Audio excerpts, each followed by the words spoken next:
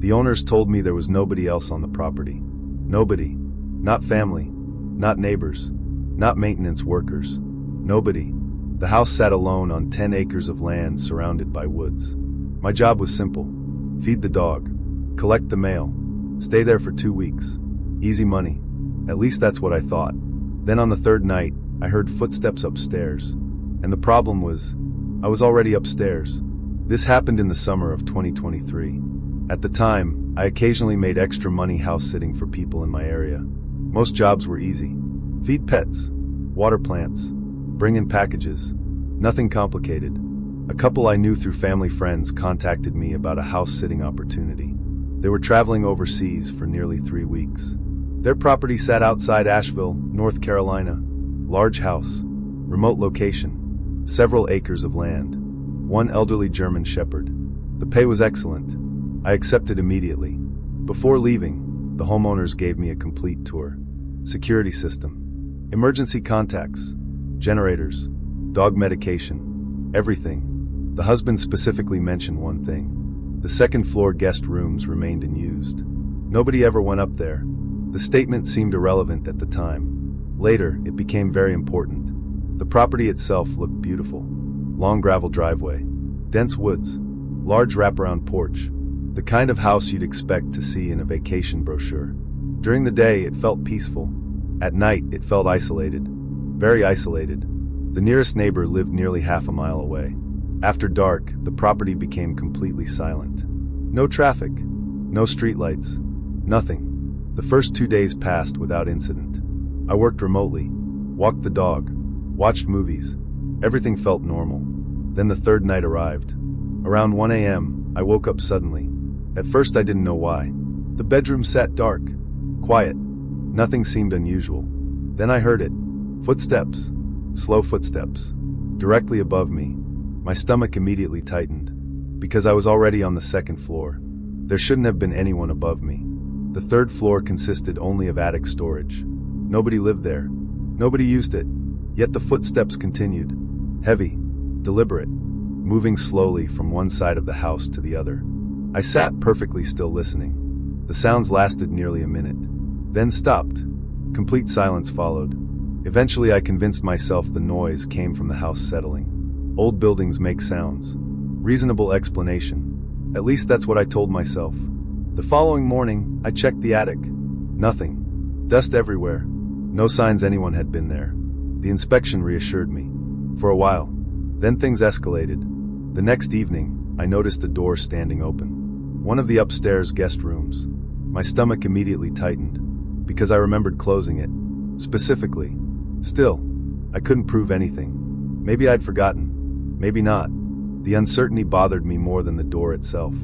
Over the next several days, similar incidents occurred. Cabinets. Lights. Doors. Small things. Subtle things. Just enough to make me question myself. Then one night around 2 a.m., the dog started growling. Not barking. Growling. Deep. Low. Aggressive. The sound immediately got my attention. Because the dog almost never growled. Ever. I followed him into the hallway. His eyes remained fixed on the staircase leading toward the attic. My blood immediately ran cold. Because he refused to look away. For nearly 30 seconds. Then suddenly he backed away. Whining. The reaction genuinely frightened me. Animals notice things. Whether people admit it or not. And whatever had his attention clearly terrified him. That night I barely slept. The following afternoon, I decided to install a small security camera. Nothing expensive. Just enough to monitor the upstairs hallway. Honestly, I expected nothing. Maybe I'd catch the dog opening doors. Maybe I'd prove everything was in my head.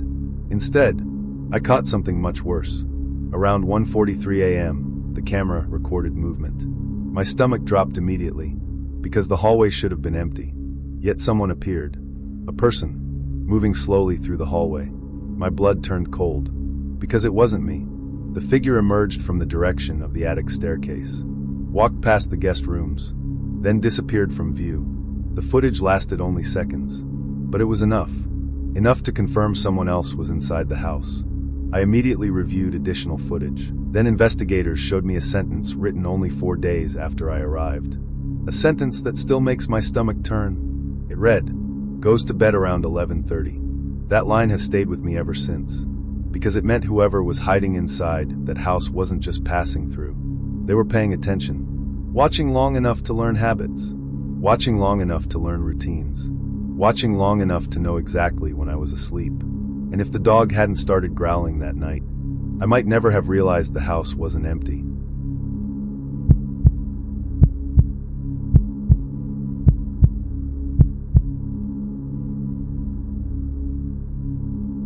The guest room was supposed to stay locked. That was one of the first things the homeowners told me. Not because there was anything valuable inside. Not because there was anything dangerous. They simply didn't use it. The room stayed closed year-round. Unused. Forgotten. And during the first week I was house-sitting, I never thought about it. Then one morning I walked past the door and noticed it was open. Just a few inches. And when I looked inside, I realized someone had been sleeping there. This happened in 2021. At the time, I was house-sitting for a retired couple outside Bend, Oregon. They were spending nearly a month traveling across the country in an RV. Because they had several pets and a large property, they needed someone to stay at the house rather than simply stop by. The job sounded easy. Feed the animals, water a few plants, bring in packages, stay at the house. Simple. The property sat on several acres surrounded by pine forest. Beautiful during the day, very isolated at night. The nearest neighbor lived almost a quarter-mile away. After dark, the area became incredibly quiet. No traffic, no streetlights, nothing. The house itself was large. 2 stories, 4 bedrooms, finished basement, long hallways. The kind of place that felt much bigger when you were alone. The homeowners gave me a tour before leaving. During the walkthrough, the wife pointed toward a guest bedroom at the end of the upstairs hallway. The room remained locked, unused. Storage only. The instructions seemed straightforward. I didn't think about it again, at least initially. The first week passed without incident. The pets were easy. The property was quiet. Everything felt normal. Then one Saturday morning something changed.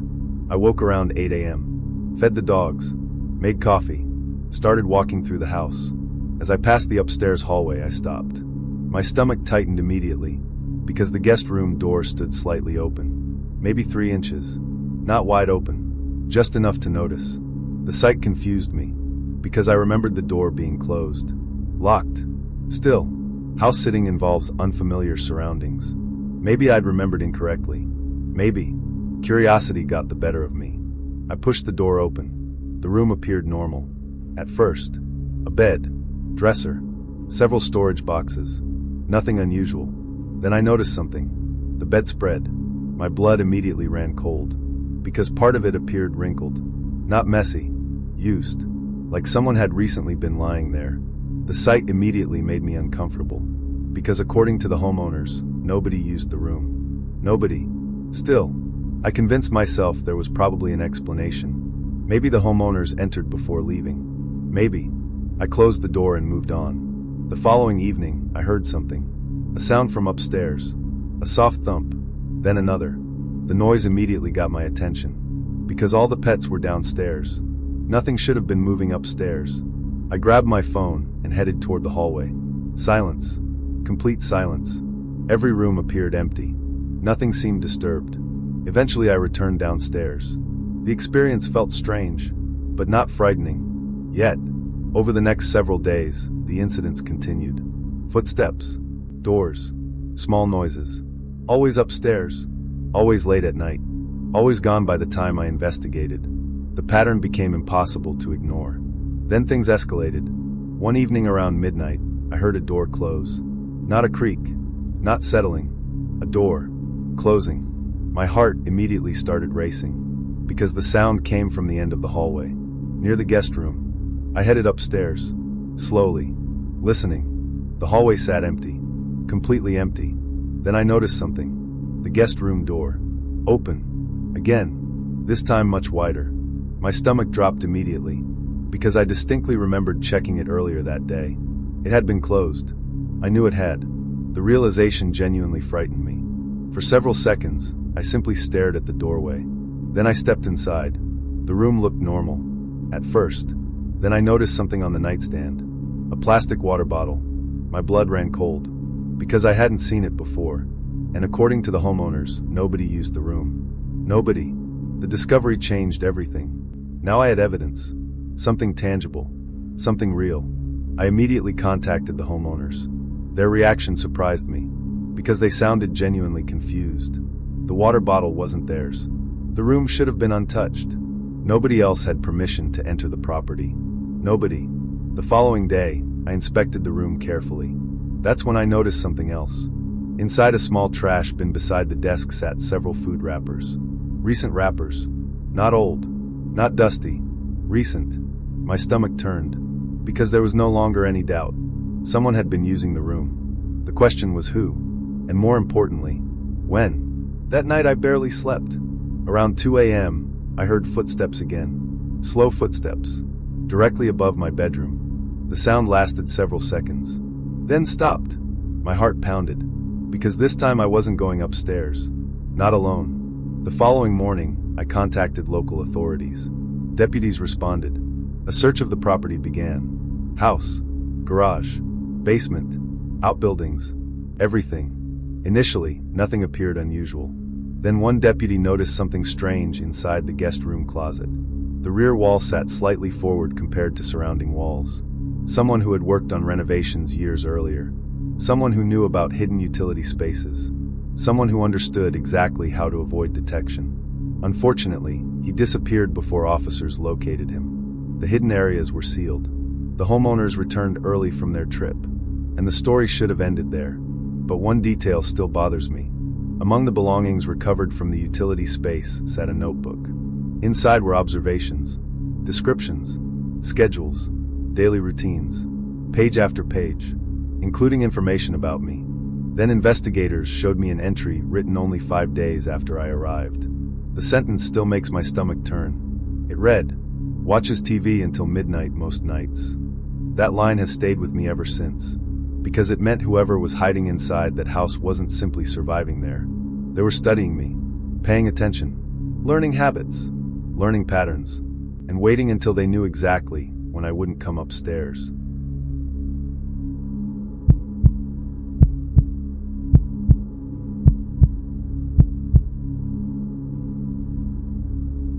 Most house-sitting horror stories begin with somebody breaking in. This one didn't, because by the time I arrived, he was already there. I just didn't know it yet. And looking back, the signs were there from the very first day. The problem was that every sign had a reasonable explanation, at least individually. Together, they painted a picture I didn't want to see. A picture that eventually forced me to ask a terrifying question. How long had someone been living inside that house before I arrived? This happened in the fall of 2022. At the time, I occasionally house-sat for extra money while finishing graduate school. Most jobs were easy. Watch pets, collect mail, stay overnight. Nothing complicated. A family friend connected me with a couple who needed someone to watch their property outside Missoula, Montana. The homeowners planned a 3-week trip overseas. The property sat far outside town. Large house, private road, dense woods. Nearest neighbor nearly half a mile away. The location felt peaceful. During the day. At night, it felt isolated.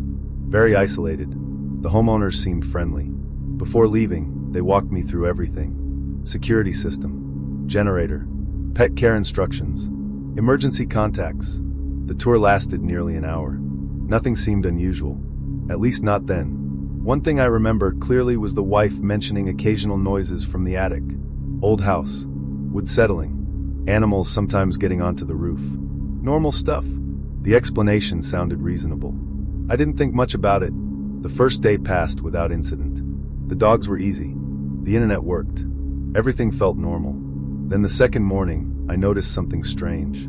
A cereal box sat on the kitchen counter. Not a big deal. Except I hadn't used it. The homeowners had left before breakfast the previous day. Still, I assumed I simply overlooked it. Simple explanation. Reasonable explanation. I put it away. Moved on. Later that afternoon, I noticed another odd detail. A kitchen drawer remained slightly open. Again, nothing dramatic. Nothing frightening. Just unusual. I closed it. Forgot about it. Then that night I heard footsteps. My stomach immediately tightened, because the sound came from upstairs. Slow footsteps. Heavy footsteps. Moving through a hallway. The noise lasted only a few seconds, then stopped. Complete silence followed. I waited, listening. Nothing. Eventually I convinced myself the sound came from the house settling. Or maybe one of the dogs. Maybe. The following day, I found a water bottle in the laundry room. A bottle I didn't recognize. Again, I tried to rationalize it. Maybe it belonged to the homeowners. Maybe I simply hadn't noticed it before. The explanation felt weak, but possible. The strange discoveries continued. Food wrappers, cabinet doors, small objects appearing in unusual places. Nothing major, nothing obvious, just enough to create doubt, just enough to make me question myself. Then came the dog. One of the dogs began acting differently around the attic staircase. Not barking, watching, staring. The animal would sit near the bottom step and simply look upward, sometimes for several minutes. The behavior genuinely bothered me, because the dog seemed focused on something I couldn't see. Several nights later, things escalated. Around 1:50 a.m., I woke up suddenly. At first I didn't know why. Then I heard it. A door. Closing. Somewhere upstairs. My blood immediately ran cold. Because I was alone. At least I was supposed to be. For several seconds, I sat perfectly still, listening. Then came footsteps. Slow, measured, moving across the second floor. The sound lasted nearly 30 seconds. Then stopped. The silence felt overwhelming, because now I knew, absolutely knew. Those weren't house noises. Those were footsteps. Human footsteps. The following morning, I searched the house. Every room. Every closet. Everything. Nothing. No sign of anyone. No explanation. Still, the feeling remained. I wasn't alone. The realization grew stronger every day. Then I made a discovery that changed everything. While cleaning the mudroom, I noticed a narrow storage door partially hidden behind shelving. The door wasn't included during the homeowner walkthrough. My stomach tightened immediately, because curiosity got the better of me. I opened it. Inside sat a narrow maintenance area. At first, it looked ordinary. Then I noticed something. A sleeping bag. My blood immediately ran cold. Because it wasn't old. It wasn't abandoned. It looked used. Recently used. The discovery terrified me. I immediately left the area, locked myself inside a bedroom, and called police. Deputies arrived quickly. The property was searched. What they found disturbed everyone. The maintenance area connected to additional hidden spaces throughout portions of the house. Spaces inaccessible during normal use. Spaces most homeowners didn't know existed. And inside those spaces officers found evidence. Food, water, flashlights, batteries, clothing, blankets, personal belongings, evidence of long-term occupancy. Someone had clearly been living there. Not days, not weeks, possibly months, maybe longer. The realization made me physically sick. Because while I believed I was protecting somebody else's home, someone had apparently been sharing it. Watching, listening, learning routines, learning schedules. The investigation revealed something even more disturbing. Several of the items discovered predated my arrival, meaning the individual had been inside the house before the homeowners left. Before I arrived, possibly while they still lived there. That line has stayed with me ever since. Because it meant whoever was hiding inside that house wasn't simply living there. They were studying me, testing boundaries, learning habits, learning fears, and figuring out exactly how far they could push before I finally realized the truth.